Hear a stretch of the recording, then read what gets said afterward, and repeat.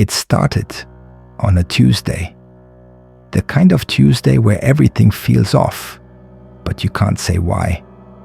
The sky was gray all day, rain sliding down the window in slow lines. I was home early, and my wife was standing by the mirror, putting on lipstick. She looked beautiful. Simple black dress, that small gold necklace I gave her years ago. I asked where she was going, and she smiled like it was nothing. "Just dinner," she said. "With who?" "The office, clients." I nodded. I wanted to believe her, but something in her voice didn't land right. Maybe it was the pause after "just." Maybe I already knew. She grabbed her coat, kissed my cheek, and said she wouldn't be late. The door closed, and for a few seconds, the house felt too quiet. You know that kind of quiet where the air itself feels heavy? That's what it was. I tried to watch TV, poured a drink, scrolled through my phone. None of it worked. Every sound, every car passing, every vibration made my stomach twist. Around 9, I texted her. "How's dinner?" She replied almost immediately. "Still going. Boring as hell, lol." I stared at that lol for a while. It looked forced, like it was covering something up. At 11, she still wasn't home. I walked to the kitchen, saw her glass from earlier still on the counter, her lipstick mark faintly smudged on the rim. It felt like the ghost of her mouth was still there, and I hated how much that hurt. When a car finally pulled in after midnight, I didn't look right away. I sat on the couch pretending to read something on my phone. She came in smelling like rain and perfume, but not the one she usually wore. This one was stronger, sharper. "You're still up?" she asked. "Couldn't sleep." She smiled that tired smile people use when they're hiding something. I asked, "How was dinner?" "Fine. You know how these things go." I nodded, but she avoided eye contact. She went straight to the shower, and I heard the water running longer than usual. When she came to bed, she fell asleep almost instantly. I couldn't. Around 2 a.m., her phone lit up on the nightstand. The screen turned the whole room blue. I didn't mean to look. I just did. One message. From someone saved only as R. "Did you get home okay?" No emojis, no heart. But something about the simplicity of it hurt more. It was the kind of message that comes after something private. I lay there, staring at the ceiling, listening to her breathe beside me. I told myself maybe it was just dinner. Maybe I was overthinking. But deep down I knew. Because even half asleep. She smiled when the phone buzzed again. The next few days felt different. Not loud different, quiet different. The kind that sneaks in and rearranges everything while you're not looking. My wife started leaving earlier for work. She said new projects were piling up, new clients, new everything. I wanted to believe her, but even her coffee mug sat in a new spot every morning, like the rhythm of our life had been slightly rewritten. The first crack showed up on Friday. She came home humming a song I'd never heard before. It wasn't the tune that bothered me. It was how happy she sounded. I hadn't seen that kind of smile in months, and it hit me that I wasn't the reason for it. She poured herself a glass of wine, scrolled through her phone, and laughed at something quietly. When I asked what was funny, she just shook her head. Nothing, just work stuff. Work. Always work. That night I dreamed of her phone lighting up again. Same blue glow, same single initial, R, pulsing like a heartbeat. I woke up sweating. The house was still dark, but her side of the bed was empty. I found her in the kitchen, barefoot, staring out the window into the black yard. "Couldn't sleep?" I asked. She jumped like she'd been caught stealing light. "No, just thinking. Thinking. That's the word people use when they're somewhere else entirely." Saturday came. She said she was meeting her sister in the next town. I watched her pack a bag that seemed too heavy for one night. "You'll be back tomorrow?" "Of course," she said, smiling. "Don't be silly."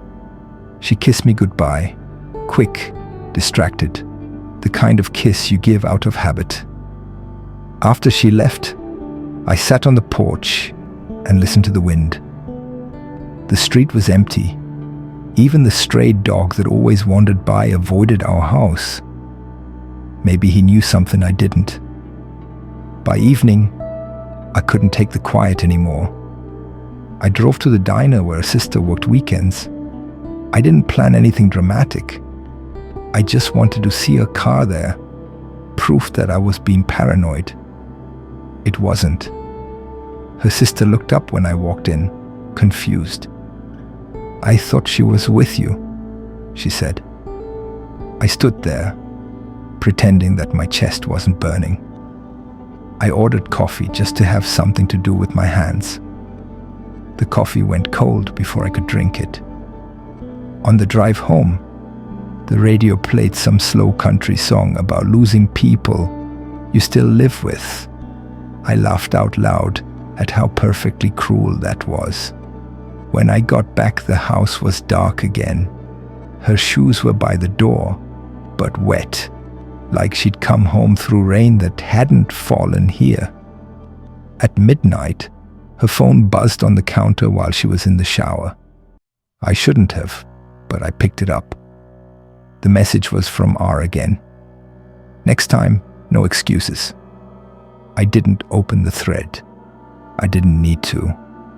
The words alone carried the smell of truth, the kind that rots everything it touches. She came out of the bathroom, hair damp, towel over her shoulders. She saw me, froze for half a second, then smiled like nothing was wrong. "What?" she asked. "Nothing," I said. And somehow, I meant it. For that moment, nothing mattered. Because the nothing between us had finally become everything. The following week, she mentioned another dinner. Same calm tone, same little shrug. "You remember the client I told you about? They're back in town. I have to go." I only nodded. I didn't trust my voice anymore. When you already suspect something, every detail turns into proof. The way she checked her reflection twice in the window. The way she picked a perfume she hadn't worn in years. The way she said, "Don't wait up," but smiled as if she hoped I would. After she left, I didn't sit on the couch this time. I paced the house like it was shrinking around me. The refrigerator hum grew louder. The clock ticked like a heartbeat, and I realized I couldn't take another night of pretending. So I drove. The restaurant she'd mentioned was the only decent place in town, the kind where everyone knows everyone. Her car wasn't there. I circled the block twice, pretending I was looking for parking. Still nothing. Across the street, there's an old motel, the kind travelers use when their cars break down or when they don't want to be seen. In the reflection of its neon sign, I saw her. She was walking next to someone, tall, dark coat, easy stride. They weren't holding hands, but they might as well have been. Their steps matched too perfectly. They stopped at the corner. She laughed, touched his arm. He leaned in, said something that made her tilt her head the way she used to with me. I should have called out.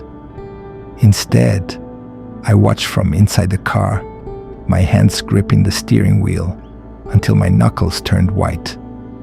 They went into a small bar attached to the motel. The sign above the door flickered, half dead, like it couldn't decide if it wanted to confess. I parked where I could see through the window. They sat close, too close for business. A candle between them made their faces look like strangers, caught in someone else's memory.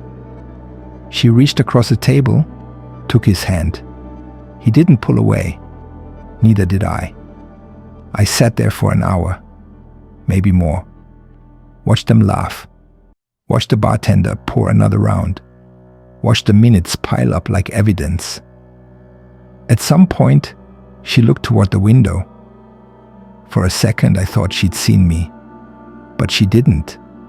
She was looking at her reflection, fixing her hair. When they stood to leave, I stayed frozen. They walked out side by side, crossed the lot, and disappeared behind one of the motel doors. Room 8. The door closed, the light came on, and that was it. The end of pretending. I don't remember driving home. I only remember the sound of rain starting again and the taste of metal in my mouth from biting back every word I wanted to scream. She came in close to 2 a.m, smelling like rain and cheap wine. I asked how dinner was. She smiled, said, "It was fine." "Just dinner," I nodded. But this time, the words didn't even sound like lies. They sounded like rehearsed lines in a play I never auditioned for. I lay awake until sunrise, staring at the ceiling, counting the hours between her truth and mine. By the next morning, the rain had stopped, but the sky still looked bruised. I sat on the porch with a mug of coffee that had gone cold before I even took a sip. My wife's laughter echoed faintly from inside the house. She was talking on the phone, voice low, words too light. It made my stomach twist. When I walked in, she ended the call a little too quickly. "Who was that?" I asked. "Work. Always work." She went on making breakfast as if nothing had changed, as if the night before hadn't happened, as if she hadn't been gone for hours that stretched like days. Her hair was still damp from the shower, and she smelled like the hotel soap. Not ours. I knew because I'd noticed the same scent on my hands once, when I checked in there months ago for a business meeting. After she left for the office, I sat in the quiet kitchen staring at her phone on the counter. She'd forgotten it. For the first time, I didn't fight the urge. I picked it up. The messages were under a contact saved as R. There weren't many, but that somehow made it worse. No greetings, no goodbyes, just short sentences, all typed like they didn't need context. "Same place tonight. He won't suspect. Just for a while." I scrolled, my thumb shaking, until I hit a photo. It wasn't indecent, but it didn't need to be. It was her hand, her ring visible, resting on a dark sleeve I didn't recognize. That was enough. I didn't tell her I'd seen it. I didn't confront her. Not yet. Instead, I tried to study the name like it was a clue in a puzzle. R. The way she looked lately, distracted, almost nervous, meant it wasn't just a fling. Whoever he was, he mattered. That evening I drove to her office under the pretense of bringing her lunch. Her car wasn't there. The receptionist told me she'd left early for an appointment. I thanked her and left, pretending my chest wasn't burning. At the end of town, there's a garage, old brick building, neon sign that barely works. That's where I found her car, parked right next to a black SUV. The license plate read RT. The door of the garage was half open and I could see a man inside. Tall, dark jacket, oil on his hands.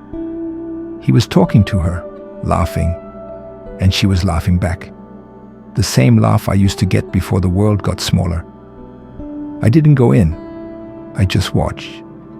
Because sometimes watching hurts more than confrontation ever could. They looked like they'd known each other for years. Like this wasn't the first time and wouldn't be the last. I drove away before either of them could see me. At home, I deleted his number from her phone. That night, she spent an hour searching for it, muttering to herself. Finally, she looked at me and said, "Did you move my phone?" "No," I said. She frowned, then smiled. The smallest, saddest smile I had ever seen. "Guess I'm losing it." She turned away, and for the first time I realized she wasn't scared of getting caught anymore. She was scared because she already had been. After that night, everything between us became an act. Breakfast turned into a stage performance. Her lines perfectly rehearsed, mine whispered out of habit. She'd ask about my work, I'd ask about hers, and we'd both pretend not to hear the silence sitting between us. The air in the house felt heavy, like smoke that never cleared. I started keeping small notes, times, dates, places she mentioned. Not because I wanted to use them, but because I needed proof that I wasn't losing my mind. Each note felt like another brick in a wall I didn't want to build. She changed her perfume again. Something new, something sharper. When I asked about it, she said the old one reminded her of headaches. I didn't tell her it reminded me of honesty. One evening, she came home earlier than usual, carrying a takeout bag from a restaurant 2 towns over. "I thought we could do something different tonight," she said, smiling like she meant it. We sat down, and for the first time in weeks, she looked me in the eye while we ate. Halfway through the meal, her phone buzzed on the table. She didn't look at it, but the tiniest muscle in her cheek twitched. That was enough. "Do you ever get tired of lying?" I asked quietly. She froze, fork midair. "What are you talking about?" "Nothing. I just wonder if it gets exhausting." She stared at me for a long moment, then laughed. A brittle, hollow sound that didn't belong in our kitchen. "If you're going to accuse me of something, at least say it out loud," she said. I didn't. I couldn't. Because saying it would make it real. And once something is real, you can't take it back. That night, she slept, facing the wall. I stayed awake, watching the ceiling, thinking about all the things we used to be before we started pretending. The next morning, her keys were gone from the hook, but her ring was sitting on the counter. Not thrown, just placed there, like a signature at the end of a letter I never wanted to read. For a second I thought she'd left, but when she came back a few hours later, carrying groceries and acting like nothing had happened, I understood what she was doing. She wanted me to see the ring. She wanted to know how far I'd go before I said something. The rest of the day we moved around each other like ghosts. 2 people living in the same house, sharing the same air, pretending it wasn't poisoned. The morning started too quiet. No kettle whistle, no music, no sound of her moving around the kitchen. Just the hollow thump of my own heartbeat and the hum of the fridge. Her phone was on the counter again. It buzzed once, twice, then stopped. Curiosity had turned into habit by then. I didn't even hesitate. The screen showed a missed call, RT, and a voicemail notification. I pressed play. Static. Then a man's voice, low, careful, the kind that slides under your skin. "You don't have to pretend anymore. He already knows that was it. 7 words, and my world tilted. When she came into the room, hair still damp from the shower, I handed her the phone. She froze, staring at it, then at me. "Why did you listen?" she asked. "Why did he call?" I replied. Silence. It stretched so long I could hear the clock ticking in the next room. Finally, she said, "It's not what you think." "It never is," I said. She flinched like I'd struck her. She tried to explain work, confusion, mixed signals, whatever story she'd built, but the sound of that man's voice kept looping in my head. "You don't have to pretend anymore. He already knows." "I want to meet him," I said.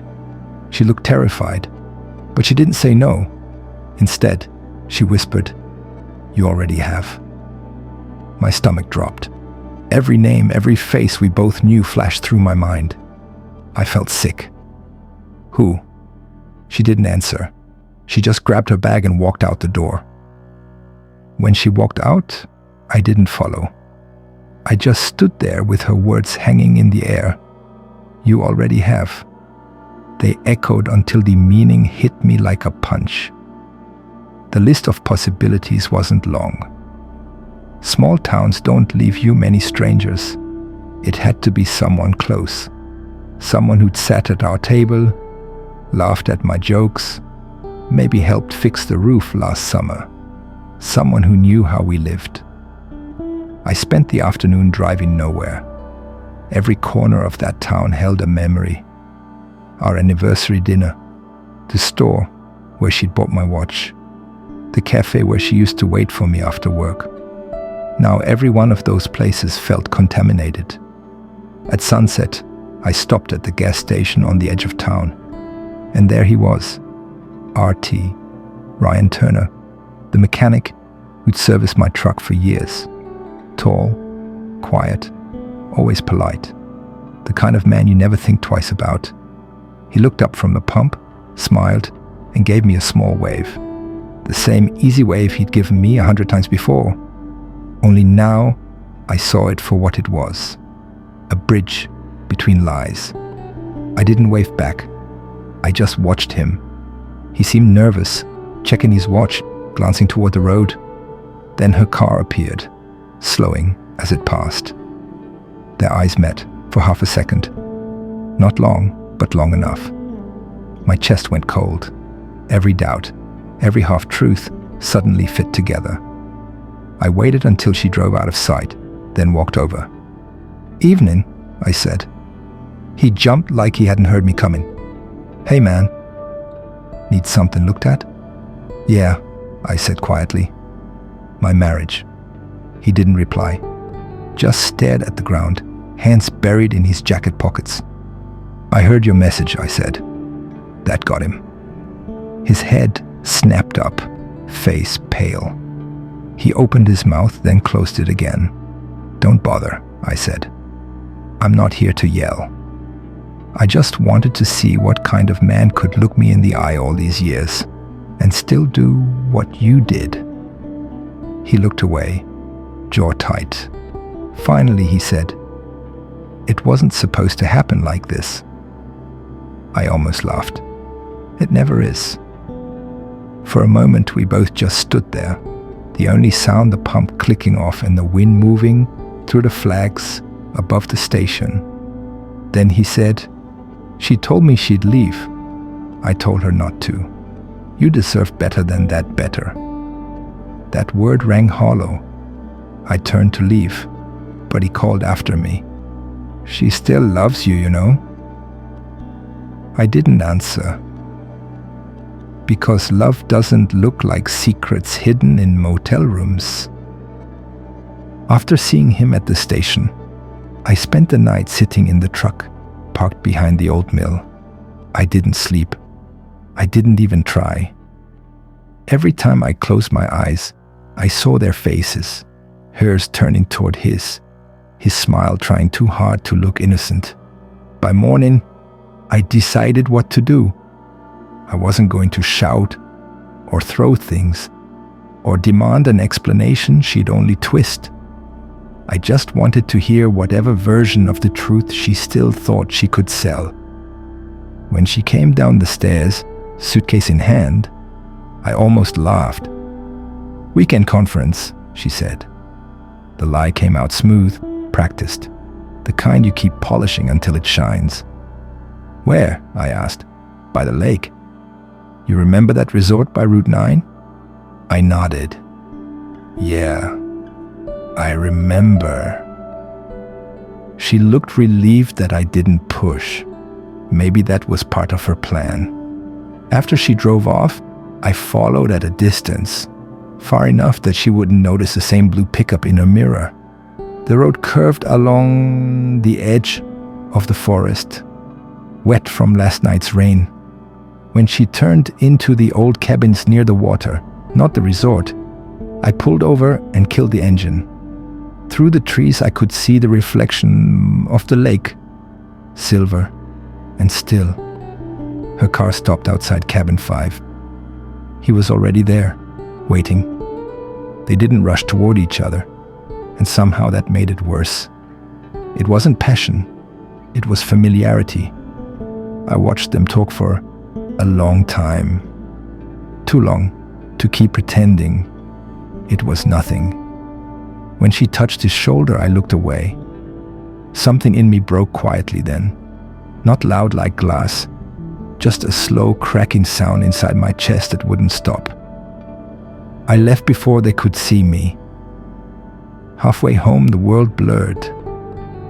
I didn't realize I was crying until the windshield looked fogged from the inside. I didn't tell anyone what I'd seen. In a small town, secrets spread faster than wind, and I didn't want to feed that machine. I just wanted to understand how someone you share a life with can build another one right next to it. Same smile, same voice, different truth. That night I sat in our kitchen, lights off, waiting. When she came home the next evening, she looked tired but calm. Her suitcase thudded against the floor. "Conference went well?" I asked. "Yeah," she said softly, pouring herself a glass of water. "You'd have been bored." For a second I thought I might tell her I'd been there, that I'd seen everything. But the words wouldn't come. Instead, I just said, "I'm sure I would have." She smiled, half relief, half guilt, and turned away. That's when I realized I wasn't waiting for her confession anymore. I was waiting for the courage to walk out before she did it for me. I started writing a letter the morning after she came back from the lake. Not because I thought she'd read it, but because I needed to put the noise somewhere outside my head. The first line was supposed to be simple. I know. I stared at it for a long time. The words looked smaller on paper than they felt inside me. Every sentence that followed turned into a confession that wasn't mine to make. I wrote about how I'd watched her through the windshield, how I'd counted the seconds between her smile and his, how I'd listened for the door every night, hoping the sound meant she was coming back to me, not leaving again. Halfway through, I realized I wasn't writing to her anymore. I was writing to the version of her that used to fall asleep on my shoulder while movies played too quietly to hear. The version that still existed only in memory. I folded the paper, tore it, started again. The second draft began differently. "We could have fixed this if you told me the truth before I found it myself." That one hurt worse. By noon, I had 6 torn pages scattered across the table. Each one a different ending to the same story. When she walked in from work, I shoved the papers into a drawer. She looked at me, eyes tired, mouth a little softer than usual. "You okay?" she asked. "I'm fine," I said. She nodded. "You should get some rest." I almost laughed. Rest. I hadn't really slept. Since that first night, she said, it was just dinner. Later, while she showered, I pulled one of the letters out and read it again. For a moment, I thought about leaving it on her pillow. But I didn't. Because the truth wasn't the problem anymore. It was what came after. So I folded the letter one last time and put it in the drawer with the rest, hidden under receipts and things we no longer needed. Some truths are like that. They just wait quietly until someone decides to open the drawer. It began with thunder. Not the gentle kind that rolls in the distance, but the kind that shakes the windows like it's demanding an answer.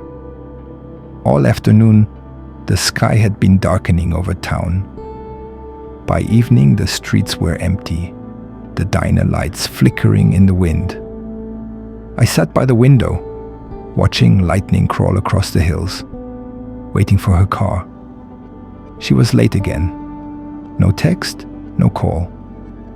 Just that silence that always came before another storm.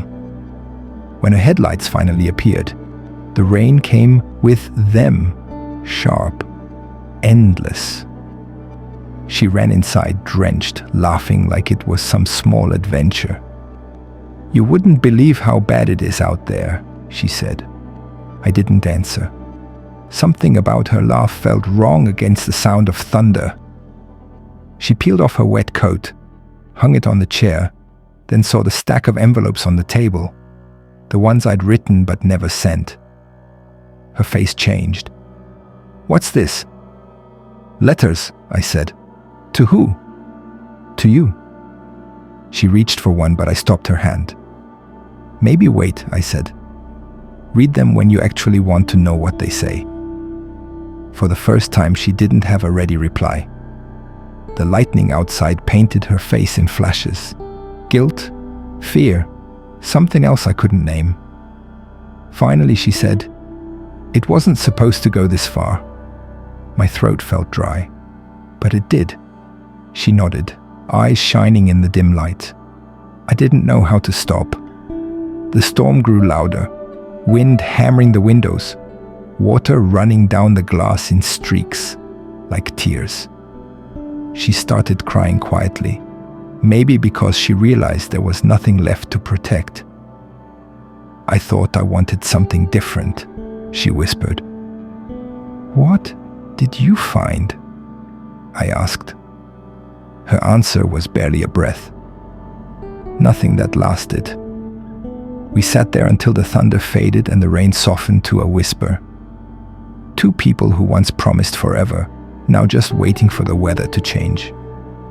When she finally went upstairs, she left her phone on the table. Another message blinked onto the screen. From RT, "Are you safe?" I deleted it without thinking.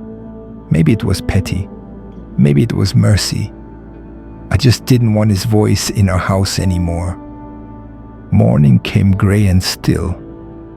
The storm had passed, but the air carried that smell of wet dust and something ending. I woke up before my wife. Her side of the bed was warm but empty. The blankets folded in the same careful way she always used when she wanted things to look normal. Downstairs, the kitchen was spotless. No cups in the sink, no coat on the chair. Just silence.